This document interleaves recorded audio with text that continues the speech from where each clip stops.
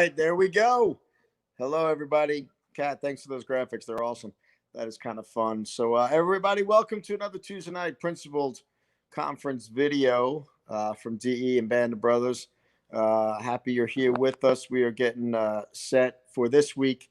Tomorrow, I've got some of the boys and girl coming down. So we got Judson and Moriarty and Eddie and Araceli coming down because they're going to play with us in the Chiro Cup. So next year, there it is, Chiro Cup and third annual. There's my dogs.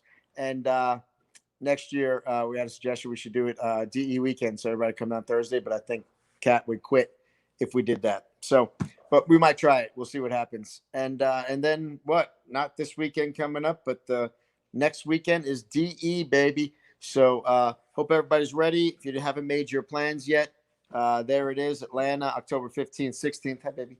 And then January 21st, 24th. And then look who it is. Hello. That's not a lady. And then when's Greece? Can you put that back up for Greece? Oh, Is it July? That's exciting. Like 15th, 18th? That's right. It's fine. Next year in July, we're going back. We're going to do Greece again because COVID shit will be over. But this week we've got a really cool chiropractor, man. A guy I got to know through the ICA probably now than anything else. And he is a friggin' genius. It's ridiculous. When we had some stuff to do, he literally took a course on Robert's Rules of Order, which anybody who's on a board knows that's what kind of officiates a board meeting and what you can and can't do. So he took a course just so he knew how to make motions, what he would be allowed to do. It was awesome. This guy has written emails for us, letters that we've needed to express things that are just absolutely incredible. He's literally just a genius. And I'm happy to have him on our side. And he hates, but thancfully we got some stuff through in the ICA, and we're hoping to keep him around because he's a huge asset. He's also a DE guy, and I just want to welcome him from Rhode Island. So Dr. Jay Korsen, take it away, man. Love and appreciate you. Thanks for doing this for us. We appreciate you, man.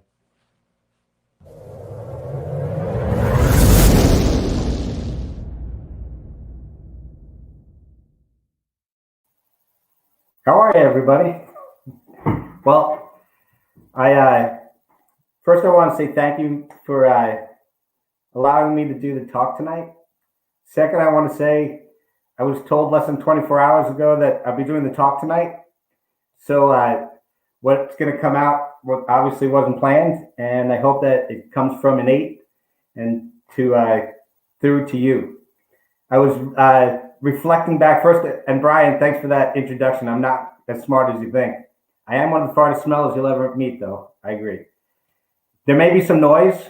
I want to warn everybody during my talk because my wife's a Yankees fan. She's upstairs screaming right now, and I had beans for dinner. So whatever sounds might come up, I can't be held responsible for. I was reflecting back to when I went to D the first time way back in 1992 with thousands of people in the room, and how profound the effect was on me. And if you're watching this now, and maybe you went to D once or twice and it was too heavy for you, and the message was too deep, I was there. And the reason I didn't go back was because I was convicted. I wasn't the principled chiropractor that I wanted to be. And I knew it. But just like in the Bible, when the rich man comes to Jesus, the young prince comes to Jesus and says, "What do I need to do in order to get into heaven?" And he says, "Sell all your possessions, give the money to the poor, and follow me." And that was me. I was making a ton of money back in the 90s. I was making more money than anybody I knew. I opened 7 offices, and I go to DE and I hear this principle that basically told me stop selling out and sell all your goods, sell all the crap in your office except for an adjustment, and follow me, follow us, follow this dynamic group to higher places than have ever been, including now.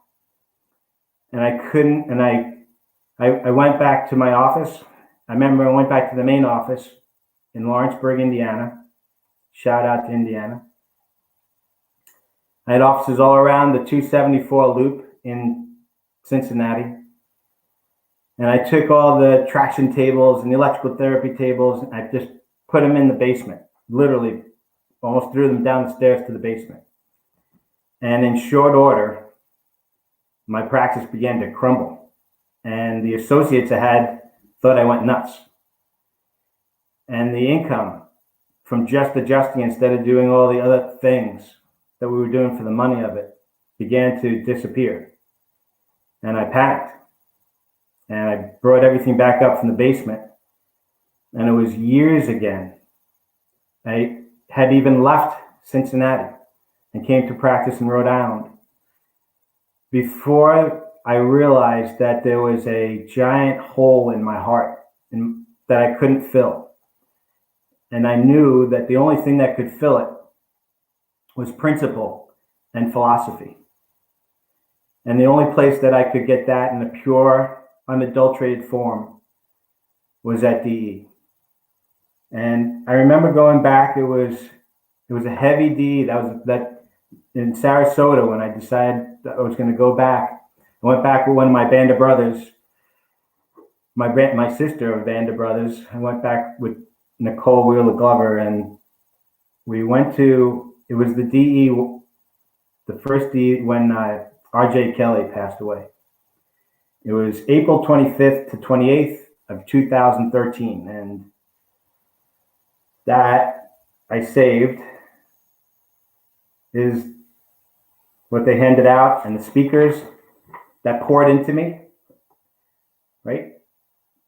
That day, that weekend, and even though it was heavy and it was a tough one to go, that would be your first one back. My fire inside of me was fanned.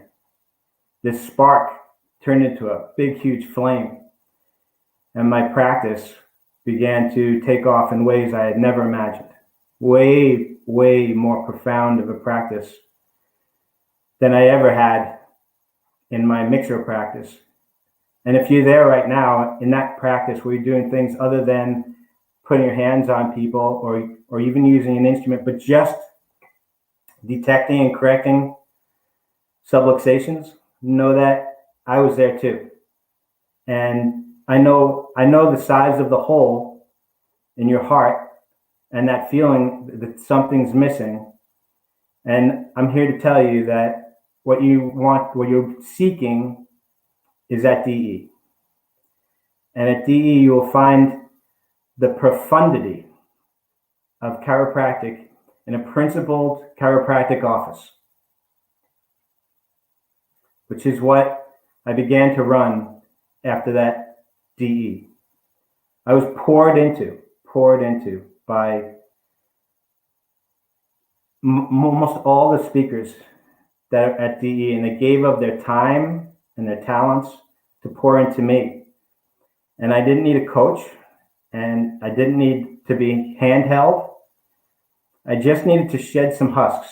And my guess is that wherever you are in practice right now, you're probably in a similar place that you need to shed some husks in order to fill that hole that may be missing, the things that are missing that you feel that you can't quite put your finger on. That's where you're going to find it at DE. And truly profound things happen to me. I mean, it's been quite a journey. My practice went up over 740 visits a week. It didn't happen overnight. My heart began to change. We put a box on the wall. We accepted no insurance for anybody at any time, for any reason, ever. No automobile accidents, work accidents, no insurance. And we just gave a great service in a simple, pure way it was like selling a loaf of bread. Everybody asks, how do you run a cash practice? Well, if you ever been to the supermarket and you bought a loaf of bread, you know how to run a cash practice. You know, people come in, they pay money, they receive an adjustment and a hug, and they leave. And on the way out, they reschedule for their next visit. It's like buying a loaf of bread, right? You go to the supermarket, you get a loaf of bread, you pay for it, you leave. It doesn't have to be more difficult than that. So everybody likes to ask me about cash practice, and I've written a couple books about it. But truly, I'm here to tell you that it's as easy as selling a loaf of bread, or I like to call it manna. And manna is a spiritual food that will fill you, fill that hole, fill that place in your body. Man cannot live on bread alone, but manna from heaven, this chiropractic we were given is manna. This manna will fill your soul in profound ways.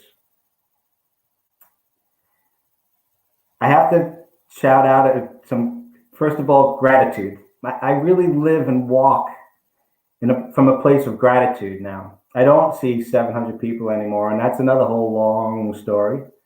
Now I see between 50 and 80 people a day. But we also have a 3-week wait right now in order to get the next appointment in my office. So I've kind of come to the conclusion that instead of just putting my hands on 150 people a day, my goal now is to put my hands on 50 to 80 people a day, but to see 50 to 80 miracles every day because of that. And I see the small miracles, and I'm so grateful to be able to be present in the room when that's happening through me, not from me. I'm grateful for so many things in my life right now. I'm in such a good place in my life. We haven't even accepted a new patient in my office in 18 months. And there's no way for me to keep up because the wait keeps getting longer and longer. I'm grateful for a very strong band of brothers in my state. I'm grateful for Nicole and Andrea and Herb and the people that don't come very often, hopefully, who are watching this, like Herb and Stan and Steve, all my band of brothers, and our newest band of brother, because we're having a new partner in the office. Dr. David Davis is joining our practice, and much to his chagrin, if he's watching right now, because he's starting on Friday, nearly his whole day is already booked. I think he has 3 or 4 new patients since we decided to take new patients since he was coming to the practice. So his day is nearly booked as well for Friday. So it's just a great thing. I'm so grateful for. I see Andrea made a comment. I love you guys too. I love my band of brothers. If you don't have a band of brothers in your area, put one together. You're gonna find that last night we had a meeting, and it was part of the profundity of chiropractic. Being in a room with like-minded chiropractors who share the same love, have the same challenges, and you get through it together. And we laugh, and we cry, and we breathe. We take our 49 breaths, and we slow down. And in the middle of a storms in our practices, we had people who we could rely on, who were there to calm the storm with us. And it's profound, the amount of gratitude I have for my band of brothers. And I have Dee to thank for that. I have Dr. Santos to thank for originally talking about the band brothers so that we all have one in our states. The gratitude for the abundance in my life. I'm just in such a place of peace and calm. I don't feel as though I need to. I don't feel as though I need to see huge numbers of people anymore. But I'm just grateful for seeing the miracles every day. There's so many people I can thank from DE because, like I said, nearly every one of the speakers poured into me to get me to where I was, to give me the answers, to give me tough answers to tough questions that I asked. I mean, I never probably would have been back to DE if it wasn't on Facebook. I was typing in, I wanted to see on some Christian group that I'm not even a member of it anymore. And Dean Satilli happened to see it, the Christian chiropractic group, who I think it was. And Dean Satilli saw that I wanted to see hundreds of people. I had this vision. I should be seeing thousands of people a week. And I could never get it out of my head. And the chiropractors there said, no, you're seeing plenty. You're seeing 150 a week.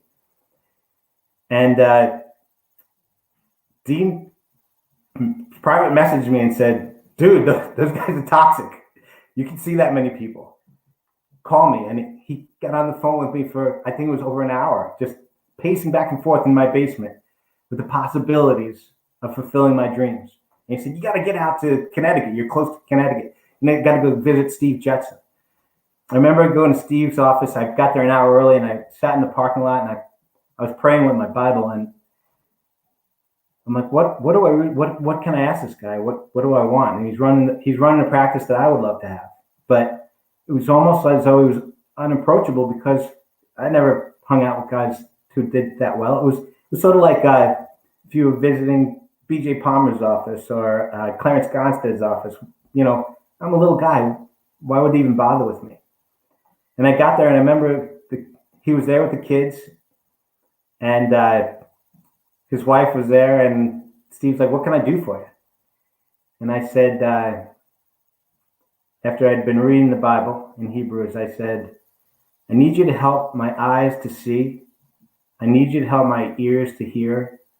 And I need you to help my heart to be receptive to the possibilities of running a practice like yours. And I remember Tammy looking at Steve and saying, wow, I guess I'm taking the kids today because you're going to be pretty busy. And he did.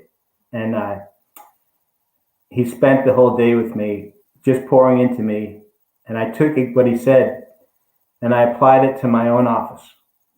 And I did exactly what he said. I didn't question any of it. And he said, you got to get to DE. And this was the DE right after that I went to. So the gratitude I have, I remember being on the phone with Michael Halloran. I was so stuck.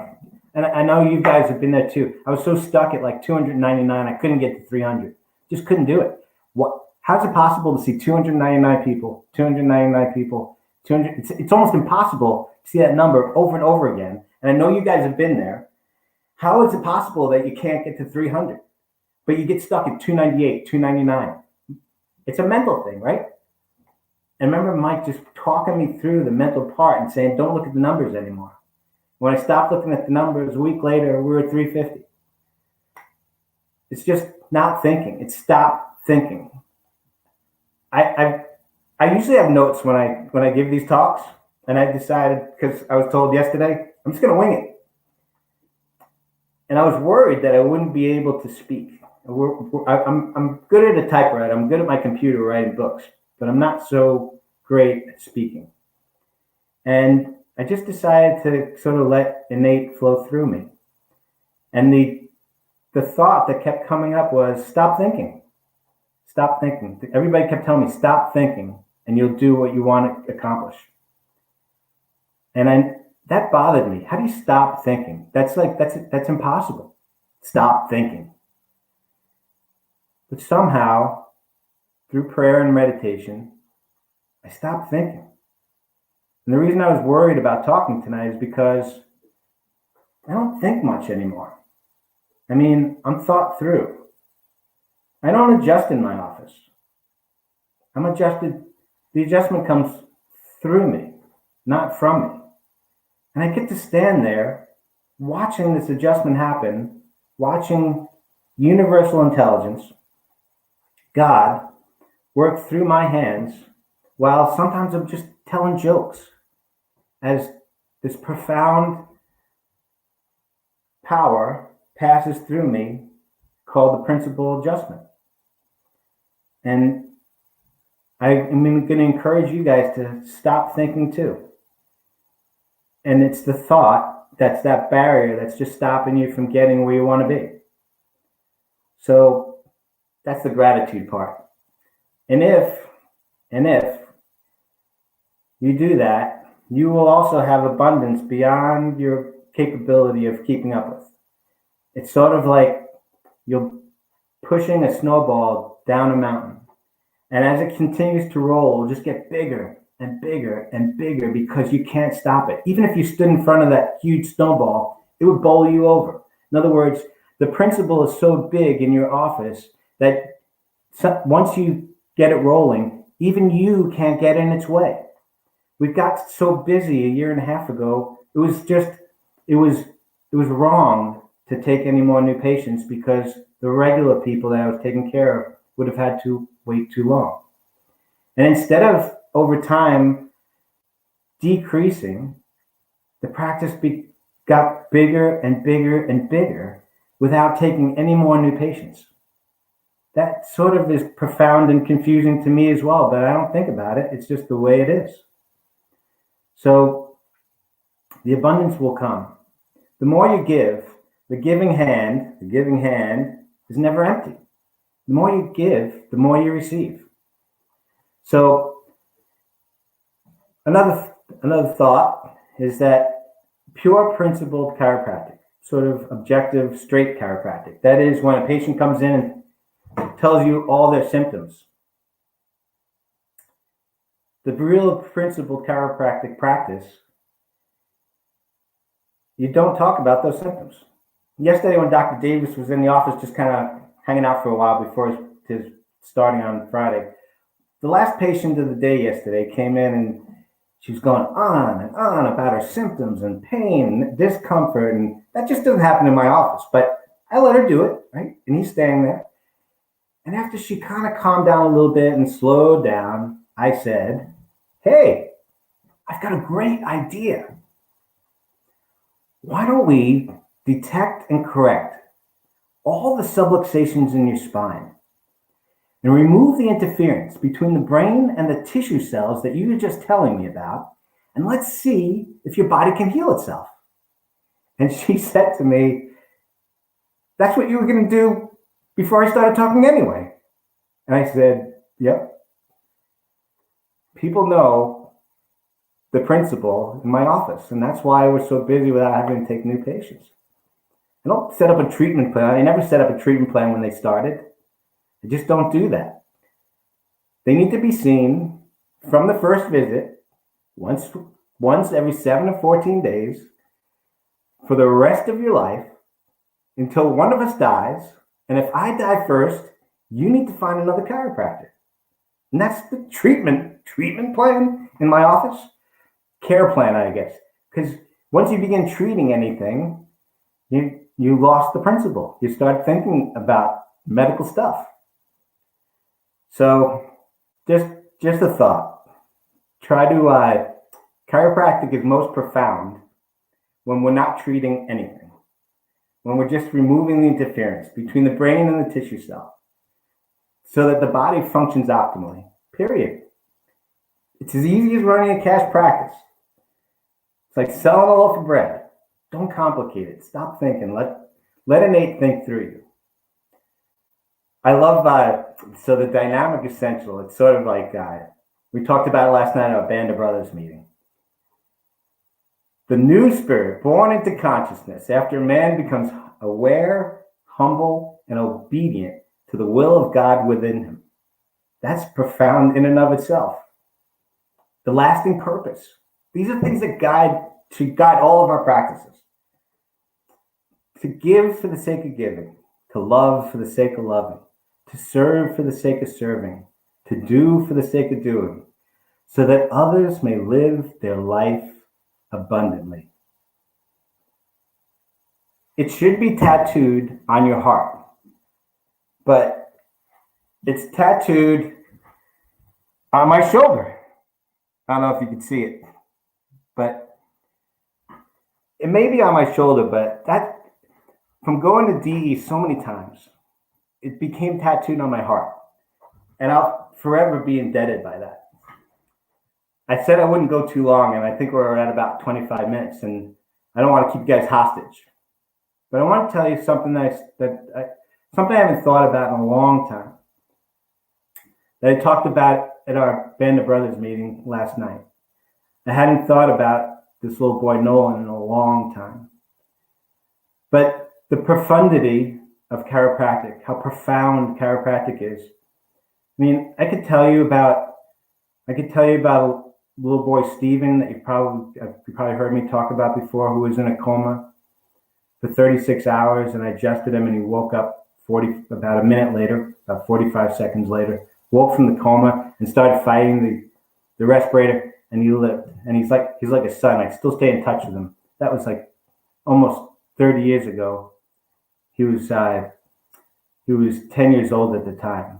So Steven's sort of like a son since then. I could tell you about this girl, Tina, an autistic girl who I adjusted 3 times a week for over a year, and I never charged the family. And her mother came in and began to cry in my office. I thought, how you don't get it. This little brain of ours doesn't get it. When her mother came in crying, Debbie came in crying, and I'm like, Debbie, are you in pain? That's what I thought, right? I'm thinking she's in pain. And instead she says, no. For the first time in 21 years, I didn't have to hug Tina. Tina hugged me. That's the profound part of chiropractic. Or 2 little kids who had seizures, like 10 to 12 seizures an hour since they were born. Twins, fraternal twins, boy and a girl. And so Benita, their mother, comes in crying into my office and says, we went to the supermarket. And I'm thinking, what? What do you mean? Why are you crying? You went to the supermarket. She goes, we went to the supermarket. You don't get it. Since the kids have been adjusted, they're only having a seizure or 2 a day. And now we can go to the supermarket together. And how profound that was for their family. But those are the positive stories. The last thing I want to leave you with is a profound story about a little boy that was 9 years old who had a peanut tumor in his brain and was told his parents were told he's not going to be able to make it. There's nothing we can do to help him. And I began to adjust him, and his parents brought him in, and he started to do better, and he was more active, and he was aware, and he was alive because his brain was reconnected to the tissue cells in his body, and his body began to function better, and they saw that. Except one night, I'm in the open adjusting area in my main office in Lawrenceburg, and his parents rush in. His dad's holding him, and they rush into the area where all the on-deck chairs are full. I'm adjusting, and Nolan is yelling in his dad's arms, Daddy, where are you? Daddy, where are you? Because the tumor had put pressure on his optic nerve. And immediately we put him into the private adjusting room. I check his atlas, and I said it. And as I said it, he jumped up and grabs his dad. And Diane and Steve, they start crying, obviously. I started crying. His vision came back. And we kept adjusting him. And I had a trip planned to Disney World with my kids. And I felt guilty about going away. And, innate, God's at work. Make-A-Wish gives him a wish to go to Disney World. That's the same week I'm there. So we don't want to ruin his experience, but I went to the hotel and I adjusted him while he was there. So I didn't miss a week of adjusting him, which was important to me and his family.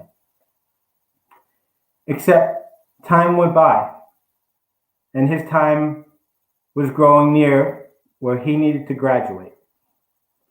And I remember leaving the office one night, and I went to their house, and Nolan had a bunk bed, and they'd taken the top bunk off. I used to go there at night and adjust him in his bunk bed. And I walk into the room, and there was a very heavy feeling. And there's a bucket next to his bed, and he's really out of it. But the bucket is filled with black liquid that he'd been throwing up. He's throwing up black bile. And I went and Diane asked me to adjust him, and I adjust him, and he comes around, and he takes a couple sips of water, and he's talking with his mom. And like a few minutes later, like he's out again. And I adjust him again. And he kind of comes around, and he takes another sip of water. And he spits up more black fluid, and he lays on the pillow, and he's out again. And I must have adjusted him about 5 times that way. And I looked over at Diane and Steve, and I said, I'll adjust him again. I'll adjust him as many times as you want me to. But at some point, we're adjusting him for us and not for him. And they sort of hugged each other, and I adjusted him one more time, and he came around again. And I left. They lived in Lawrenceburg, Indiana, and my home at the time was right over the bridge near my office in northern Kentucky. And before I got over the bridge, I got a phone call from them saying that Nolan had passed away. And the profound part of chiropractic is not always that we have a great outcome. The profound part of chiropractic is that we restore the connection between the brain and the tissue cell. And we allowed him to be at his optimal when he graduated and went back to his creator. And I hope when my time comes that someone will be there to turn my power back on. And I can be fully present when I go into the light of Jesus, into the light of God, back to universal intelligence, however you want to put it. But that's the profundity of chiropractic. So, when you go back into your office tomorrow, I hope that you focus on the one thing that makes chiropractic profound. Put your hands on these people, palpate them, locate the correct subluxation, correct it, restore the connection between the brain and the over 70 trillion tissue cells so that they can once again be a whole human being. And if you do that over and over again, each time you put your hands on a patient, doesn't matter if you see 2 people tomorrow or 1 person, or if you see 150 or 250 or 300 people tomorrow. Chiropractic is profound in its pure and unadulterated form. Chiropractic is profound in the way that DE teaches us to be chiropractors. I hope you guys have a great night. Thanks for listening.